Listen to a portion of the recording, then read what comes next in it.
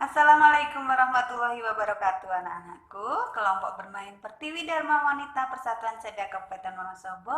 Hari ini Bunda Ika mau cerita. Nah, ceritanya tadi Bunda Diva sudah ngasih tahu belum ya? Ceritanya apa? Ceritanya adalah kisah Nabi Ismail dan Nabi Ibrahim. Karena anak-anak kan sebentar lagi mau menyambut Hari Raya Idul Adha.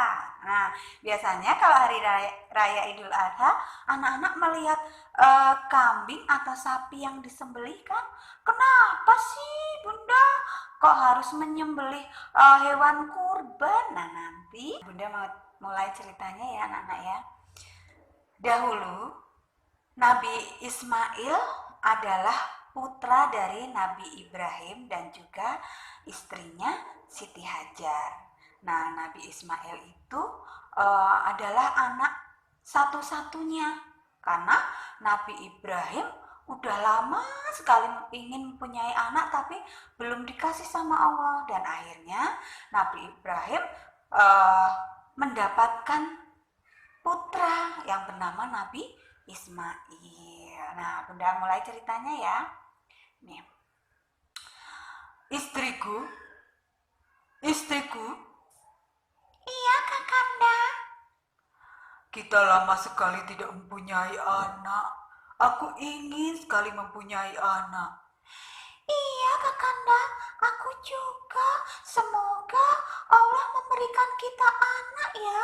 Nah, akhirnya Nabi Ibrahim dan istrinya Siti Hajar berdoa memohon sama Allah supaya mendapatkan anak atau keturunan, hingga akhirnya Siti Hajar pun mengandung dan melahirkan seorang bayi. Nah, Kakanda. Iya, istriku. Aku akan mempunyai seorang anak. Alhamdulillah ya Allah, Engkau memberikan kami keturunan yang sudah kami nantikan lama sekali ya Allah. Terima kasih ya Allah. Nabi Ibrahim dan Siti Hajar pun senang sekali hingga lahirlah Nabi Ismail.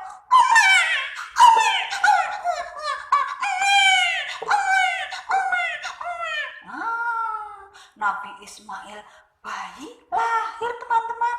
Tapi setelah lahir, Nabi Ismail dibawa ayahnya, Nabi Ibrahim, pergi ke padang pasir, diungsikan di padang pasir karena disuruh dibawa ke sana. Istriku, iya Kakanda. Aku sangat berat sebetulnya harus membawa kalian pergi jauh dari rumah ini. Oh, Kakanda, seandainya aku dibawa ke padang pasir, bagaimana cara aku nanti mendapatkan makanan? Oh, karena ini harus. Pasti Allah akan menyelamatkan kalian. Ayo kita pergi. Baiklah Kakanda, aku akan menuruti perintahmu. Nah, akhirnya Siti Hajar dan Nabi Ismail dibawa ke padang pasir. Nah, sampai di sana Nabi Ibrahim berpamitan pada istrinya Siti Hajar. Istriku, aku harus meninggalkan kamu di padang pasir ini. Ya Kakanda, aku akan menjaga anakmu dengan sepenuh jiwaku. Selamat tinggal Kakanda. Ya istriku, kamu bersabar ya. Pasti Allah akan menjagamu dan akan memberikan apa yang kau inginkan. Iya, aku percaya Allah Maha Besar Kakanda. Selamat tinggal istriku.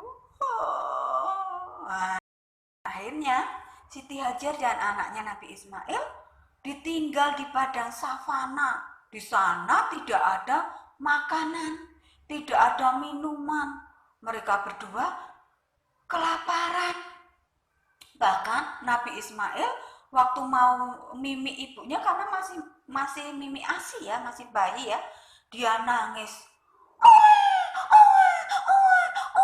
Mau dimimikkan, ASInya ibunya itu Siti Hajar sudah kering karena Siti Hajar juga nggak makan apa-apa. Nabi Ismail nangis terus. Nah, ibunya si Siti Hajar ini bingung, aduh anakku gimana ini, aduh anakku, diam ya sayang ya, ibu akan mencari makanan untuk kamu, akan mencari minuman untuk kamu. Akhirnya Siti Hajar pun lari dari Safa, Bukit Safa ke Marwah, dari Marwah ke Safa terus lari. Di sana nggak ada makanan, lari lagi, ingat anaknya, kembali lagi, anakku diam dulu ya, ibu cari lagi. Lari lagi sampai 7 kali bolak-balik, padahal dari Safa ke Marwah itu jauh sekali. Ibunya nyari, nggak ada minuman, balik lagi ingat anaknya, sebentar ya sayang ya, lari lagi mencari lagi sampai 7 kali, hingga akhirnya si Siti Hajar ini kelelahan, kecapean. Aku capek sekali anakku, ibu gak mendapatkan apa-apa. Nah, saat Nabi Ismail ini nangis, kakinya ini sambil dihentak-hentakkan di pasir. Tiba-tiba dari bawah pasir itu yang kakinya dihentak-hentakkan sama bayi Ismail ini, keluar mata air anak-anakku. Mata airnya keluar. Siti Hajar heran. Alhamdulillah ada air anakku. Zam zam, zam zam, zam zam, sambil airnya dikumpulkan. Berkumpullah, berkumpullah. Itu zam-zam itu artinya berkumpullah, berkumpullah. Air yang keluar dari bawah kakinya Nabi Ismail bayi ini diambil sama ibunya. Alhamdulillah ya Allah, ini ada air banyak sekali. Akhirnya Nabi Ismail dan Ibu Siti Hajar bisa minum air yang keluar dari bawah kakinya Nabi Ismail tersebut. Terus saja keluar hingga bisa menghidupi Nabi Ismail dan juga Ibu Siti Hajar, hingga akhirnya tanah di sekitar tempat itu menjadi subur dan banyak orang yang datang ke situ meminta air dari Nabi Ismail dan juga Ibu Siti Hajar, dan tempat itu hingga sekarang ramai ditempati orang.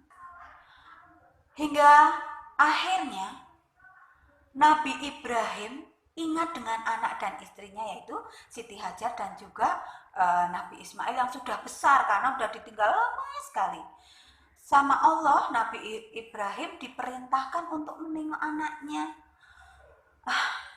Aku sudah lama sekali tidak menengok anak dan istriku, Ismail dan juga Hajar. Aku akan pergi menengoknya di Madinah. Nabi Ibrahim pun menemui Siti Hajar dan juga anaknya Nabi Ismail. Wah, anakku sudah besar sekali, alhamdulillah ya Allah. Anakku sudah besar, istriku, kamu sehat? Alhamdulillah, suamiku, aku dan anak kita sehat. Hingga akhirnya saat itu Nabi Ibrahim masih tidur. Nah, dalam tidurnya Nabi Ibrahim mimpi menyembelih anaknya Nabi Ismail. Nah, berkali-kali mimpi itu, Nabi Ibrahim, paling cuma mimpi, pasti itu bukan perintah Allah. Nah, tapi mimpi itu berulang sampai 3 kali. Akhirnya mimpi menyembelih anaknya itu diceritakan sama Nabi Ismail yang sudah besar. Anakku Ismail, iya ayah. Kenapa ya ayah itu terus bermimpi menyembelih kamu, nak? Ya sudah ya, tidak apa-apa kalau itu perintah Allah, laksanakan ayah, karena itu adalah perintah Allah. Kalau ayah tidak melaksanakan perintah Allah, maka ayah akan berdosa. Tapi apakah kamu mau, nak? Tidak apa-apa ayah, karena ini perintah Allah, aku ikhlas untuk disembelih, kata Nabi Ismail. Akhirnya Nabi Ibrahim dan Ismail anaknya pergi jauh dari kampung sambil membawa pisau. Pisaunya sudah diasah jadi sangat tajam. Anakku, kamu siap untuk aku sembelih? Iya, iya ayah, aku siap untuk disembelih. Nah, akhirnya Nabi Ismail ditidurkan di atas batu. Ditidurkan di atas batu yang sangat besar, dibaringkan. Terus ayahnya sudah membawa pisau atau golok yang tajam sekali. Anakku, anakku, aku akan menyembelihmu, anakku. Kamu jangan menangis ya, nak. Iya ayah, aku ikhlas. Nah, tidurnya mengkurap biar Nabi Ibrahim tidak ragu-ragu saat menyembelihnya. Ini Nabi Ismail sudah siap-siap, ayahnya mau motong. Bismillahirrahmanirrahim. Wah, berubah menjadi kambing. Nabi Ismailnya sudah diangkat sama Allah, ditaruh di sebelahnya Nabi Ibrahim. Saat membuka matanya, Nabi Ibrahim kaget. Loh, kok yang disembelih kambing, bukan anakku? Ayah, aku di sini. Kaget Nabi Ibrahim. Kok yang aku sembelih ternyata kambing, bukan anakku? Nah, ayah, aku selamat ya, aku di sini. Nabi Ibrahim kaget sekali. Loh, sambil menangis Nabi Ibrahim, Alhamdulillah ya Allah, Engkau telah menggantikan anakku dengan kambing yang aku sembelih ternyata bukan anakku. Allah, karena Nabi Ibrahim sudah melaksanakan perintah Allah dengan ujian yang sangat berat karena harus membunuh anaknya, memotong lehernya anaknya. Ternyata Allah sudah mengambil dulu Nabi Ismail, digantikan dengan kambing yang disembelih. Ternyata Allah kan maha bisa segalanya. Yang tadinya yang mau disembelih ini Nabi Ismail, sama Allah langsung diganti, berubah menjadi digantikan menjadi kambing yang disembelih. Nabi Ismail tidak jadi disembelih karena sudah diganti kambing. Ternyata Allah hanya menguji Nabi Ibrahim, apakah dia akan patuh dengan perintahnya. Nabi Ismail selamat, dia tidak jadi disembelih karena Allah sudah menggantikannya dengan binatang kurban, yaitu kambing. Kenapa setiap hari raya Idul Adha menyembelih kambing atau menyembelih hewan kurban? Boleh apa saja kira-kira hewan yang boleh dikurbankan? Anak-anak tahu nggak coba? Nah, hewan yang bisa dikurbankan yaitu kambing, sapi, kemudian unta, kuda. Nah, tapi kalau di Indonesia biasanya yang untuk hewan kurban yaitu kambing, sapi, dan juga kerbau. Kalau di Madinah di Arab itu biasanya ada unta. Hewan unta juga bisa dijadikan hewan kurban. Nah, itu ceritanya anak-anakku.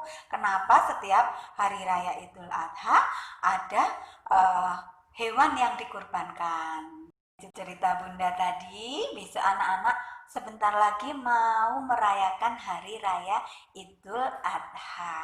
Nah, di sana anak-anak nanti bisa melihat kambing yang disembelih atau sapi yang disembelih, kemudian dagingnya mau dibagi-bagikan kepada masyarakat. Itu namanya hewan kurban. Nah, demikian cerita dari Bunda, kisah Nabi Ismail. Semoga anak-anak menjadi anak-anak yang soleh, menjadi anak-anak yang taat kepada Allah, taat kepada perintah Allah, menjadi anak-anak yang hebat, anak-anak yang selalu menjalankan perintah Allah. Anak-anakku, demikian cerita dari Bunda. Terima kasih. Wassalamualaikum warahmatullahi wabarakatuh.